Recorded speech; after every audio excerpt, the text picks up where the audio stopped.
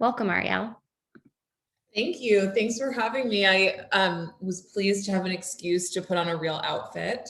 So thank you. This is my nasty woman sweater that I had made, I think a month after Trump was elected. So here we are.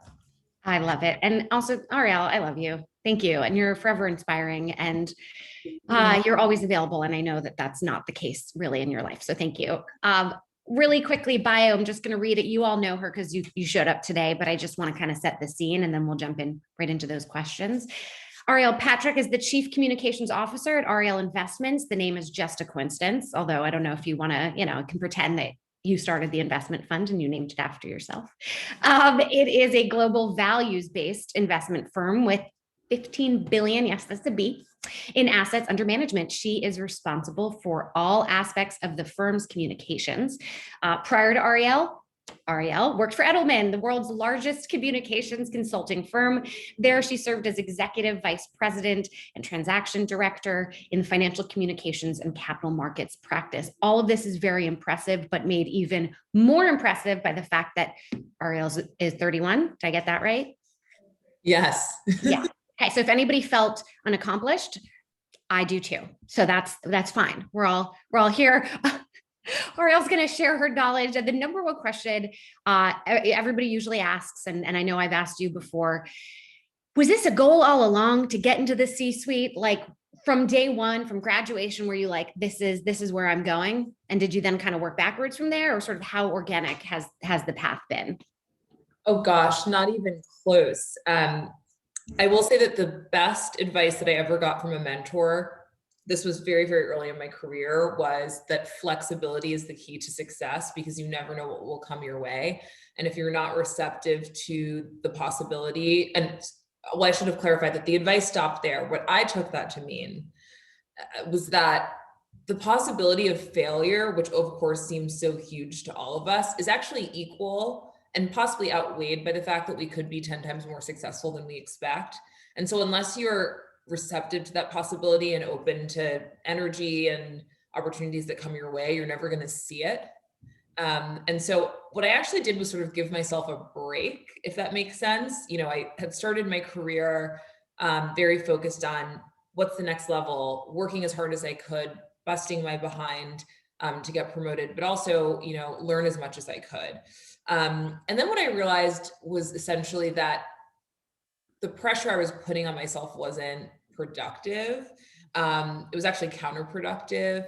This happened probably when I hit like 27.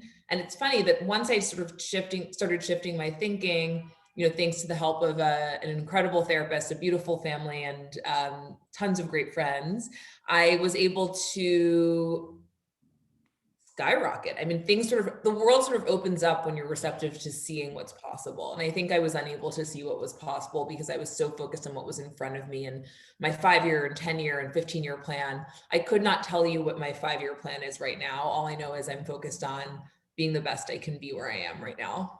That I think is making a lot of people feel much better now. For those of us who don't have that 5-10-year plan, we feel like we're missing out or we're directionless. And the answer is no, you're not. For you, I want to start kind of at the beginning of your career for a bit. In an interview we'd done before, you said, pick apart your day and how you'd like to spend it. And the things that you like to do. So part of it is, yes, the micro, and part of it's the macro, right? Sort of the larger vision of maybe where you want to orient yourself. But do talk to me a little bit about that micro. Like, what were the questions that you were asking people, who had roles that you were maybe interested in pursuing? So I would say I made a really concerted effort from a very young age to be a sponge. And I think that a big reason for that was that I always knew that I was good at many things, but I couldn't necessarily imprison myself with a super detailed plan yet. And so what I did was I would actually just make an effort to introduce myself to and meet with and listen to as many people from as many walks of life as possible. In fact, I certainly couldn't have expected this, but Melody Hobson, who's my boss, was one of those people. I met her 5-6 years ago, and I recall sitting down with her. I was incredibly nervous. We were at the St. Regis having coffee, and she asked me at the end of our meeting, what can I do for you? And I said, nothing. I just appreciate the opportunity to hear your perspective, and I'd love to stay in touch. And I remember later that night, she sent me an email that I should have framed that said, I'm honored to be in your orbit. Ah. And I thought, whoa, how is that possible? Because I'm honored to be in hers. But I realized the reason was that I didn't have an ask. I didn't have a particular agenda. I just wanted to stay in touch. And we did. And we became, people who respected one another and watched each other's work over the years. And when there was a time to switch things up at Ariel and take another look at how we were handling communications, I was the first person that came to mind. But it certainly wasn't because I was marketing myself or focused on a particular goal, or I'd never even envisioned working at the firm. So I say that to say, be a sponge, listen, watch, notice, learn. That's the best way to understand what you're capable of, because you don't know what you don't know. And I do think that people get very focused on specific career tracks and actually completely cheat themselves because they don't learn as much as they can about what else is out there. So it's Ariel. Yeah, it's Ariel Investments. I'm Arielle. Trust me, the jokes are endless every day at the firm, Ariel at Ariel, but it is spelled differently. Okay, this is true. This is true. Good. I'm glad that I know that now. Talk to me about staying in touch. And I know we're not going to go like too deep into your relationship with Melody, but I talk all the time about just the importance of networking and to not wait to network when you need the network. To your point of, it wasn't transactional when you connected. It was just, we want to connect, because we both are curious and interested and interesting. Staying in touch though, how did you, were you sending updates periodically, or what was a way to stay on her radar? And then how did you decide if this was the right move for you to leave Edelman, where you had a great career? You were really rising, I'm curious, did you plan on leaving, or was this kind of an unexpected, lovely surprise? Absolutely not. I mean, I will say Edelman has been it was one of the best chapters of my life. And all of the folks over there, including Richard Edelman and the rest of the team, are very good friends. I adore them. I think taking a step back though, I think it's important to know that the mentor-mentee relationship is a bit of an antiquated model, at least in my mind. I think you have to treat it the way you would any relationship. It should be mutually beneficial. And so if you don't see synergy or an opportunity for you to add value, you shouldn't be having these conversations. In the case of Melody, we had a close mutual contact. That was the first point of connection. I didn't reach out to her cold. We both went to Princeton. That was another point of connection. We're both Black women. Not that that's a reason to reach out to someone. I'm just pointing out some synergies here. And I never reached out unless I had something to add. So perhaps if I saw an article that I thought she would be interested in, or read a book that I thought added some interesting perspective, and she would check in with me too. Or if I saw an opportunity that I thought was a potential idea. Those are examples of ways to engage a mentor. Again, I think we have to view it more. We have to migrate from calling it mentor-mentee to relationship. It's a person in your life.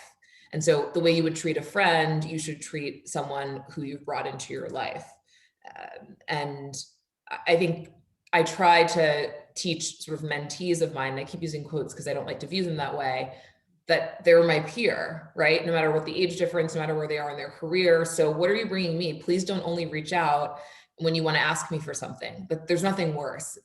There's actually, I think, a shortage of knowledge about that, particularly among women in the workplaces. We're also focused on, marketing ourselves and networking. Again, network should never have been turned into a verb. It's a noun as in the dictionary. And all of a sudden now networking is this active thing that we're also focused on doing. I think get to the heart of why you want to get to know someone, what you want to add to their life. And of course, there's going to be a reason why they can add value to your life, but without the other, it's doomed. Yeah, I like to replace the word network with community building, connecting, right? That also, I think, takes away kind of the stigma that networking can carry. A question that somebody submitted beforehand, and I'm sure there are many ways that you can answer this, but if things come to the top of your head, what tactical things did you do to achieve such accelerated growth at both Weber Shandwick and Edelman? Anything pop to mind that you feel like really helped accelerate you? I think hindsight is 2020, which is deceiving. But if I look back, I would say I realized that uh, some of the best people that I admired that excelled in all parts of their careers were people that, one, never lost sight of who they were and relied on their instincts, but then also two, were the most well-researched and studied people in the room. One doesn't work without the other. So you can't just work off of your gut and your personality and your gravitas and make it to the top without being, again, the most prepared. And you also can't really rise to the top by just being the person who knows the most and is most studied. You have to focus on building relationships and leveraging those, and really being a person that people want to work with, and being a leader who cares about people and brings empathy to the table every day. So I will say that when I first started in my career, I over-indexed on being the most studied. And that only works for maybe the first 1-2 promotions when you're still junior. But in order to get to middle management and then get through middle management to leadership, it's the EQ that really kicks in. But again, it has to be a combination. One without the other is a disaster. Mm-hmm. And by the way, everybody, if you've got questions off of what we're talking about, throw them in. This is the time. This is a bit of a similar question, but I want to get, if there's a story you can tell, I would love this. So what was your most significant year in your career where you felt a change or momentum? So maybe it doesn't have to be a year, but maybe an experience where you felt, this is pivotal in some way for me. I think the year before I turned 30, the whole year that I was 29 years old, I was so fixated on what turning 30 meant, and this deadline. It was this looming deadline that I had determined meant so much. And it was torture. I put myself through hell. I was very focused on looking around and saying, well, X percentage of my friends are already engaged or married or having kids, and X percent are already CEOs of their startups, and X percent have done XYZ, and telling myself that there was a checklist. And again, through incredible, what I would call my board of directors. So my family, first and foremost, my friends, and a very overpaid therapist, I figured out it's actually similar to what I mentioned earlier. That was what was standing in my way, was this focus on the checklist.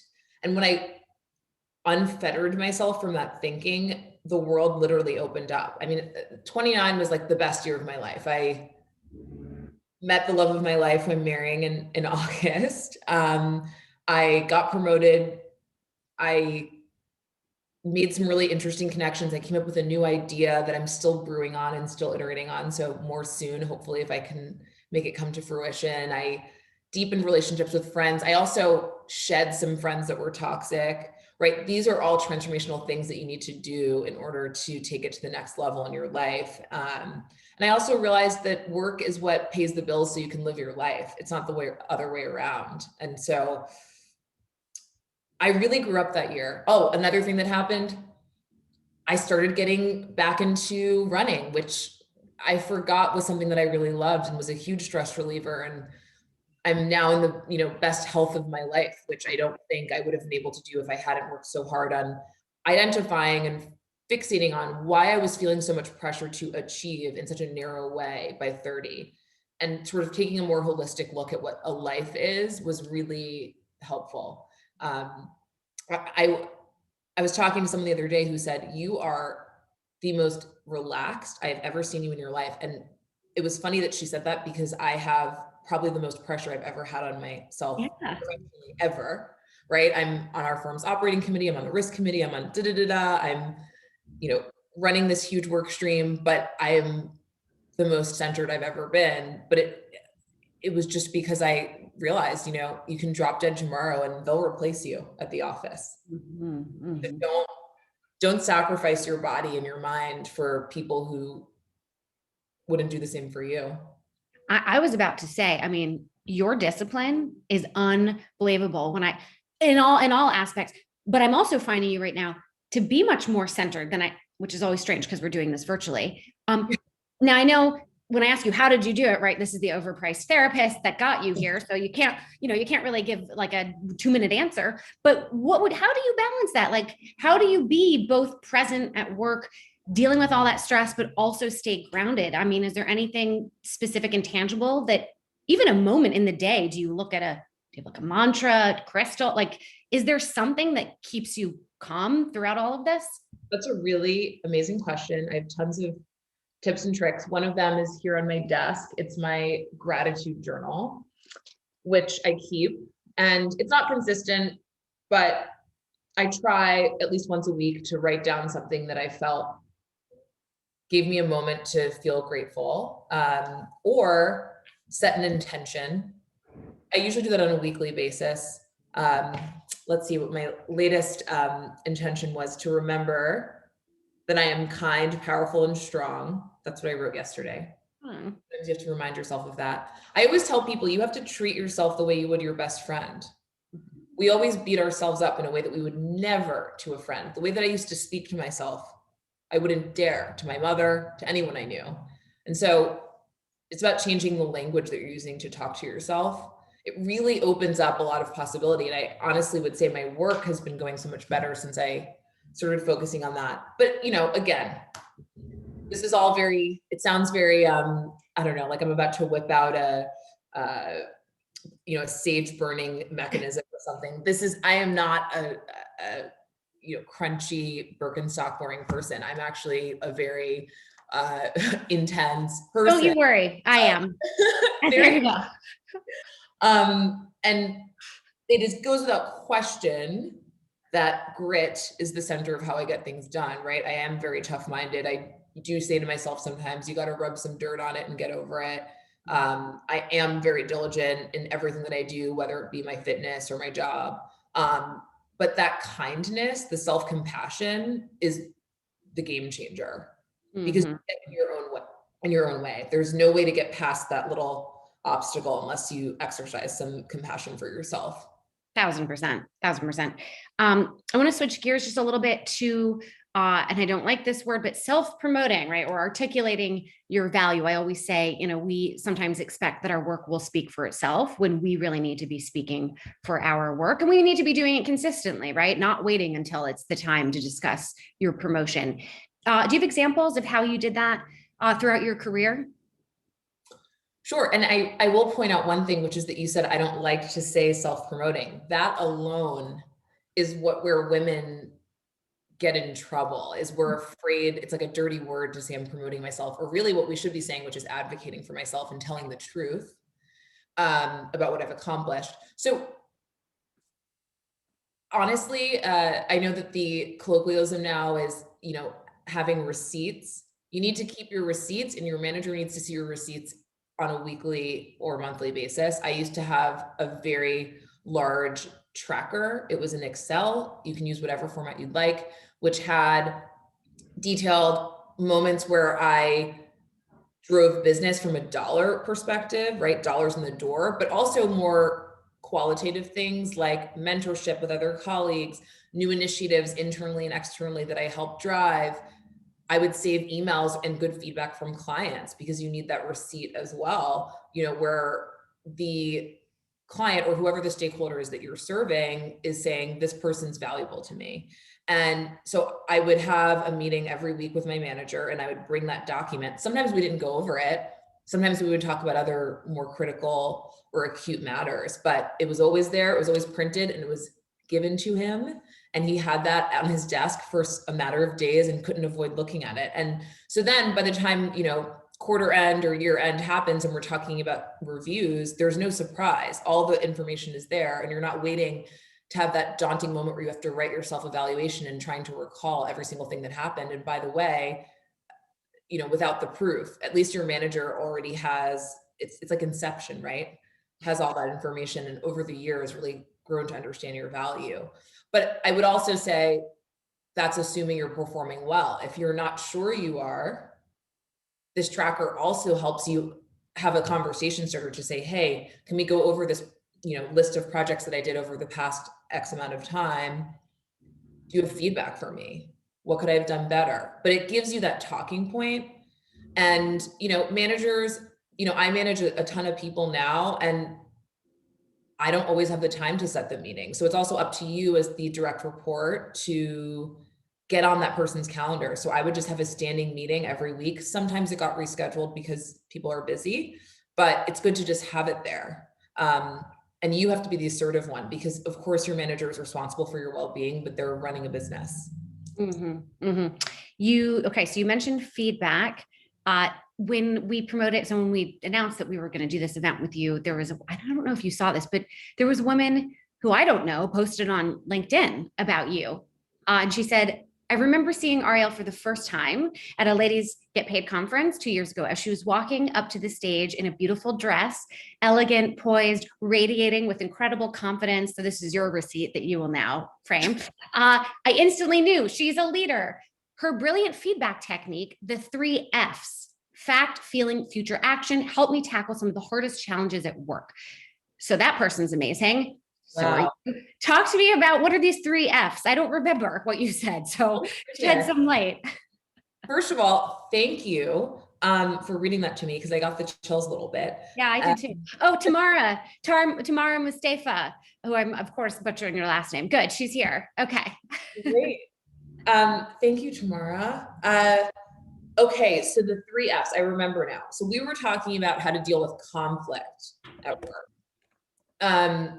And so what I always say to people is that they sometimes focus a little bit too much on the emotion piece. And again, this is not a gender comment, right? Because women are often called emotional in the workplace. I think people in general are guilty of this. When something happens, when you're offended or you feel like you've been overlooked or slighted or something at work, people jump to the accusation or the feeling without going through what I call the 3 Fs. So what are the facts? The first fact is this happened. Feeling, you get to it and say, when things like that happen, or in this moment, I felt XYZ. But you can't just say those 2 things without the 3rd F, which is future action, which is going forward, can we implement XYZ process so it doesn't happen again? Or how can I be helpful? How can we work better together? Whatever the productive next step is. This is, of course, a fictional scenario. I can come up with a better one, maybe if you give me time. But it's a nice framework for delivering feedback, particularly to a superior who may not be open to being criticized. Yeah. And I found it incredibly helpful, rather than saying, well, this wasn't ideal, or jumping to, you make me feel this way. First lay out the facts, then say how that particular thing made you feel, but really pivot very quickly to the productive piece, which is how can we fix this? So yeah, wow, I can't believe Tamara remembered that. I'm sure I had more brilliant examples on stage, because that was there were like 1,000 people there. Yeah, there were. Yeah. I'm just wearing a sweater now, and I'm not even wearing a dress. So please excuse me if that wasn't as detailed as it could have been. Sorry. No, okay, yeah, I was muted. Yeah, what's going on, Andy? Oh, I think we got to mute you, Amy. I think you're on, let me, hold on one second. I'm going to go ahead and mute everybody, and then I'm going to unmute you, Arielle. So give me 1 second. Mute all, and then ask to unmute. There we go.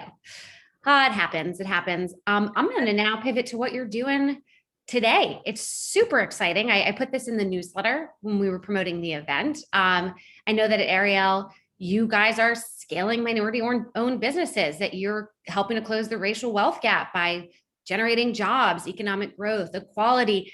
Basically, you're doing things that the government perhaps should do, but you're going ahead and really, I think, putting your money behind what needs to be done. In a couple of minutes as we wrap up, do you want to talk a little bit about that initiative and anything else that you'd like to share? Sure. Well, I can preface this by saying we at the firm call the era that we're in. It's funny that you said this, Claire, about government. So the era that we're in, we're calling Civil Rights 3.0. Civil Rights 1.0 was the Emancipation Proclamation, 2.0, Voting Rights Act and Civil Rights Act in the 60s. Now 3.0 is something different. It's a different animal. We saw after George Floyd that even though we have the right laws in place, it's now not up to government to take the lead, because they simply are hindered by themselves. but also companies with the most capital, Fortune 500 and all the way down the chain, who are the largest employers in this country, are actually the ones that are held accountable for driving the change that we want to see, particularly as it relates to DEI. And so I would say that has just sparked many conversations. So a bit about Ariel. We are, like you said, an asset management firm. We manage money on behalf of large institutions in mutual funds and separate account strategies. And of course, we do have some retail investors in our strategies, but we realized, what do we have, right? So we have Black ownership, right? Which brings a certain level of understanding of the challenges that corporate America faces. We also have 2 co-CEOs who sit on large corporate boards and have access to those conversations about how companies are trying to diversify their businesses. So when I say that, I mean not just through diverse employees, but also through the vendors and suppliers that they choose, through the partnerships that they do, are those minority-owned businesses. And we kind of just, came up with the perfect storm, which we're calling Project Black, but it's also called Ariel Alternatives. Ariel Alternatives is the real name, but we call it Project Black. And what we're going to do is scale and build large, or what I'd call middle market businesses that will become minority owned because we own them, we're going to buy them. And some of them may already be Black and Latinx owned, but some of them will not be, possibly, and help them achieve their goals. And then also, of course, ensure that the Fortune 500 partners with them, because they will be in the supply chain, right? So companies in healthcare, transportation and logistics, digital media, tech, all service providers. So it's very unique and very odd but it is a private equity business. It's going to be really interesting. We're already getting so much interest in partnerships, and we're just excited to see where it goes. Awesome. Any last words? I know we're at time for you, though. Of course, I encourage everybody to stick around if you want to hear me read the introduction to Ladies Get Paid. Anything else you want people to know about your career trajectory, sort of being supercharged, but also the fact that you're not frazzled and not just surviving, but seemingly thriving? I mean, I could ask you so many questions about work-life balance, whatever that means. But yeah, anything you want to leave folks with who are just totally inspired by your trajectory? Gosh, well, thank you, first of all, for having me. It's so lovely to see these beautiful faces, at least for those who are on video. And I think my 2 things that I want to leave you with are what have been my guiding principles the past couple of years. 1, treat yourself like your best friend, be kind to yourself. And 2, protect your energy. Mm-hmm. I think those things, combined with grit, of course, hard work, are the secret sauce, but we'll see. Are you doing well in COVID? Like, how is this? I mean, now I ask you a million questions, but how has this changed the way that you operate, if at all? Gosh, COVID has been obviously tragic for the world. I also experienced loss. I lost my grandmother through this period, which was terrible. Yeah. But there's also been a lot of beautiful discovery. I've, realized what people and things are good for me and what's not, because you really have no choice but to look yourself in the mirror and figure out what's most important to you. Yeah, I mean, I don't know. I feel like a lot of people entered the COVID era and focused on baking bread. I became a running addict, so I'm like obsessed with fitness these days. So that's been a good finding. But I think it's also helped me, rather than focus exclusively on getting rid of the energy that I don't want, I actually have doubled down on investing in the energy that I do want. So forming deeper relationships with the people that matter most to me. You have a little bit more time in the day to call that friend who you've been owing a call for a while. And there are far less social obligations. Of course, we all have those people that we feel obligated to engage with. So it's been beautiful. I've learned a lot. Yeah. And something that I love seeing on your Instagram, folks send you flowers and handwritten notes, and you're so great at staying in touch with people. So and I think you've said it already well, but I want to just underscore it for people. No matter how busy you are, small acts of gratitude towards yourself and to others, I think just builds you up in ways that you don't even realize. And I think that's something I've always wanted to tell you, that I really admire that about you. And I think that's a lesson for all of us, but also coupled with the grit, the toughness, the working hard. So it's like these things go together and they complement each other and they have to coexist. So Yeah. that's my wrap up and overview of perception of you. So Thank you. I'm happy to be called a girl who can do both. there you go. All right. Well, I'll be that queen, but I'll let you guys get on to the reading. Thanks for having me. thanks, Arielle. We appreciate you very much. And I will let you go. I'm going to go ahead and stop the recording.